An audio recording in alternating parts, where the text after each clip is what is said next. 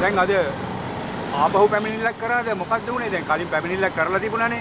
ඔව් ඇත්ත වශයෙන්ම අද දවසේ මාගේ සේවාදායිකාව දක්ෂිකා තිස්රංගනී පෙරේරා නීතිඥතුමිය විසින් පිළියන්දල පොලිස් ස්ථානයට කරන ලද පැමිණිල්ලක් සම්බන්ධයෙන් සාධාරණ විමර්ශනයක් සිදු නොවීම ගැන අපි පොලිස්පතිවරයාට ඍජුව පැමිණිල්ලක් කරනු ලැබුවා. පොලිස්පතිවරයා විසින් කඩිනමින් ක්‍රියාත්මක වෙලා ඒ පැමිණිල්ල බස්නාහිර පළාත් නියෝජ්‍ය පොලිස්පතිවරයා වෙත යොමු කළා. ඒ අනුව අපි ලිඛිත පැමිණිල්ලක් බස්නාහිර නියෝජ්‍ය පොලිස්පතිවරයා වෙත ලබා දුන්නා.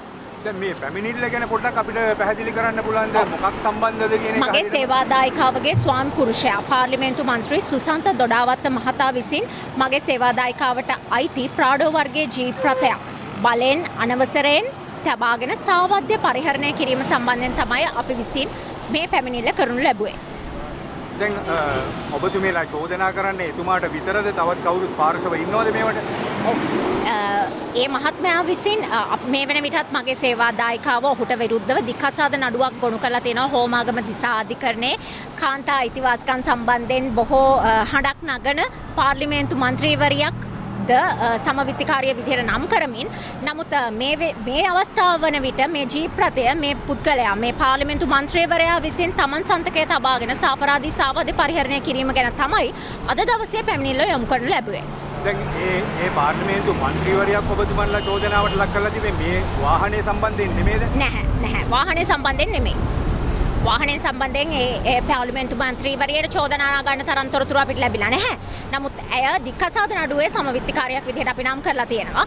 මේ අවස්ථාව වන විට මගේ සේවාදායිකාව 2024 දෙසැම්බර් මාසේ 23 වෙනිදා තමන්ගේ ස්වාමිපුරුෂයා දැනට දික්කසාද නඩුවක් ගොනු කරලා තියෙන එහි විත්තිකරු විදිහට ඉන්න තමන්ගේ ස්වාමිපුරුෂයා විසින් තමන්ට අයිති ප්‍රාඩෝ වර්ගයේ ජීප් රථයක් බලෙන් රඳවාගෙන තබාගෙන සාවද්‍ය පරිහරණය කිරීම සම්බන්ධයෙන් පිළියන්දල පොලිස් ස්ථානයට පැමිණිල්ලක් ගොනු කරා. ඉන් අනතුරුව මේ 2025 මාර්තු මාස 17 වෙනි දින නැවත දෙවැනි වතාවට අපි විසින් පැමිණිල්ලක් ගොනු කරනා මන්දයත් මේ මන්ත්‍රීවරයා විසින් තමන්ගේ මන්ත්‍රී වරප්‍රසාද යටතේ ලැබෙන ඩිප්ලොමැටික් පාස්පෝර්ට් එක සහ ඒ වගේම මගේ සේවාදායිකාව නීතිඥවරියක් ඇගේ සේවාදායිකාවක්ව සිටි සැනැත්තියක් විසින් ඔහුට ලබා දෙන ලද ස්පොන්සර්ෂිප් ලෙටර් එක ඇය අනුග්‍රහය දක්වන බවට ලබා දුන්න ස්පොන්සර්ෂිප් ලෙටර් එකක් පාවිච්චි කරමින් වීසා ලබාගෙන එක්සත් රාජධානියට විදේශගත වෙන්න සූදානමක් පවතින බවට අපිට දැනුව ගන්න ලැබුණා.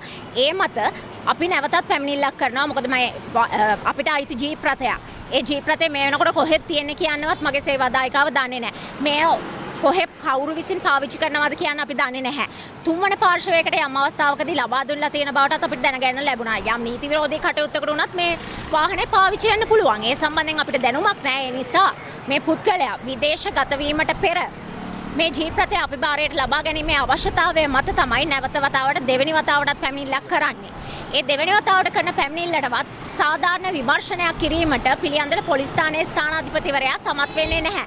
නැත්තම් හිතාමතාම ඔහු එහ පැහැර තිබෙනවා. ඒ මත අපි අද දිනේ පොලිස් මූලස්ථානයට පැමිණලා පොලිස්පතිතුමාට ඍජුව පැමිණිල්ලක් කළා. දැන් පිළියන්දල පොලිසියට පැමිණිල්ලක් කරනවා. නමුත් ඒක හරියන්නේ නැහැ කියලා ඔබතුමියලා මෙතෙන්ට එන්නේ පොලිස් මූලස්ථානයට. නමුත් දැන් මේ කාලේ මැතිවරණයක් ප්‍රකාශයට පත් කරලා තියෙනවා. මැතිවරණයක් තියෙනවා. මේක මඩ ගහන්න ගත්තයි කියලා චෝදනා කරොත් එහෙම කිසිසේත්ම නෑ. අපිට කාටවත් මඩ ගැහිීමේ අවශ්‍යතාවයක් නෑ. නමුත් මේ ඇත්තටම අපි සාධාරණ සමාජයක් තමයි මේ බලපෙරළියකින් බලාපොරොත්තු වෙන්නේ. ඒ වගේම තමයි මේ රජය විසින් පැහැදිලිවම සඳහන් කරලා තියෙනවා තරහා තිරම නොබලා නීතිය ක්‍රියාත්මක කරන ලෙස. ඒ අනුව අපිට පැහැදිලි නෑ මේ පොලිස් ස්ථානයේ පිළියන්දල පොලිස් ස්ථානයේ පොලිස් ස්ථානාධිපතිවරයා කාගේ බලපෑමක් මතද නැත්නම් කුමන අවශ්‍යතාවයක් මතද මේ ආකාරයට මේ පැමිණිල්ලට සාධාරණයක් කිරීම පැහැර හරින්නේ කියලා.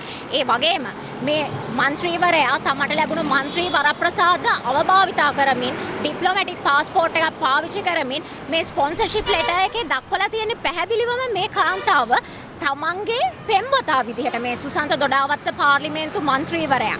ඒ අනුව මගේ සේවාදායිකාවත් සමග පවතින වළංගු විවාහය සම්බන්ධයෙන් කරුණු වසන් කරමින් තවත් තැනැත්තියකගේ තවත් විවාහක තැනැත්තියකගේ පෙම්වතෙක් ලෙස පෙනී සිටිමින් එක්සත් රාජධානියට විදේශගත වෙන්න මේ තැනැත්තා වීසා ලබාගෙන තියෙනවා. ඒ වගේම අපිට දැනගන්න තියෙන තොරතුරු මත මේ සතියන්තයේදී ඔහු විදේශගත වෙනවා. ඒ ආකාරයට කටයුතු කළොත් අපිට මේ ජීප් රථය නැවත මගේ සේවාදායිකාව භාරයට ගැනීමට ගැටලුවක් මතුවෙන නිසා තමයි අපි මේ පැමිණිල්ල කරන්නේ. නැතුව අපිට කිසිම කෙනෙකුට මඩ ගැසීමේ අවශ්‍යතාවයක් නැහැ. දැන් එතුමේගේ නීත්‍යානුකූල ස්වාමි පුරුෂයානේ තාම දික්කසාද වෙලා. එතුමා හිතාගෙන ඉන්නවද දන්නේ නැහැ එතුමාට මේකේ අයිතියක් තියෙනවා කියලා වහන්නේ. කිසිසේත්ම නෑ. මොකද අපි දෙසැම්බර් මාසේ මගේ සේවාදායකාව නිවසෙන් පළවා හරින්න ඉතාම නිර්ලජ්ජී විදිහට මේ පාර්ලිමේන්තුව මන්ත්‍රීවරයා කටයුතු කිරීමෙන් අනතුරුව ඉඳන්ම අපි දිගින් දිගටම මේ සම්බන්ධයෙන් පොලිසියට පැමිණිලි කරලා තියෙනවා. පොලිසියෙන් විමසීම් කරලා තියෙනවා. ඔහුට දැනුම් දීලා තියෙනවා මේ ජීප් රථය අපිට ලබා දෙන්න කියලා. නමුත් ඒ කිසිම දෙයකට ඔහු ක්‍රියාත්මක වුණේ නැහැ. ඔහුගේ බලපුලුවන්කාරකම මුළු රටටම සමාජයටම පෙන්වමින් සිටිනවා. දැනට මේ වාහනේ කොහෙ තියෙනවද කියලාද හිතාගෙන ඉන්නේ? අපි බලාපොරොත්තු වෙනවා කිසිදු අනීතික කටයුත්තකට භාවිතා නොකර මේ පාර්ලිමේන්තු මන්ත්‍රීවරයා සතුව මේ වාහනය දැනටත් තියෙනවා ඇති කියලා. ඒ වගේම සාධාරණ සමාජයක් පිහිටවන්න ආපු රජයක සමාජිකයෙක් විදිහට ඒ රජයේ ප්‍රතිපත්ති වලට හානි නොකර තමන්ගේ හිටපු බිරිඳට මේ ජීප් රථය නැවත බාර දෙන්න ඔහු කටයුතු කරයි කියලාත් අපි බලාපොරොත්තු වෙනවා. දැන් මෙතෙක් එතුමා ඉදිරිපත් වෙලා නැද්ද කොහෙවත් මේකට සාධාරණයක් කිසිම අවස්ථාවකදී නෑ. ඔහු දිගින් දිගටම නීතිය මග හරිමින් ඉන්නවා. ඔහුගේ යුතුයකම් පැහැර හරිමින් ඉන්නවා. දැන් මේකත් හරි ගියේ නැත්නම් මේ පැමිණිල්ලක් හරි ගියේ නැත්නම් ඊට පස්සේ කොහෙටද යන්න බලාගෙන ඉන්නේ? නෑ අපි බලාපොරොත්තු වෙනවා පොලිස්පතිතුමා සහ බස්නාහිර පළාත් නියෝජ්‍ය පොලිස්පතිවරයා විසින් සාධාරණයක් අපිට ඉෂ්ට කරයි කියලා. රජය විසින් පැහැදිලිවම කියලා තියෙනවා නීතිය ක්‍රියාත්මක කරන්න කියලා. ඉතින් මේ රජය විසින් ලබා දීලා තියෙන අනුග්‍රහයත් එක්ක නිසි පරිදි නීතිය ක්‍රියාත්මක වේ කියලා අපි බලාපොරොත්තු වෙනවා. මට ඔබතුමියගේ නම සහ මෙතුමියගේ මම නීතිඥ ඉමාෂා සේනාධීර දක්ෂිකා තිසරංගනී පෙරේරා නීතිඥවරියන් වෙනුවෙන් පෙනී සිටිනවා.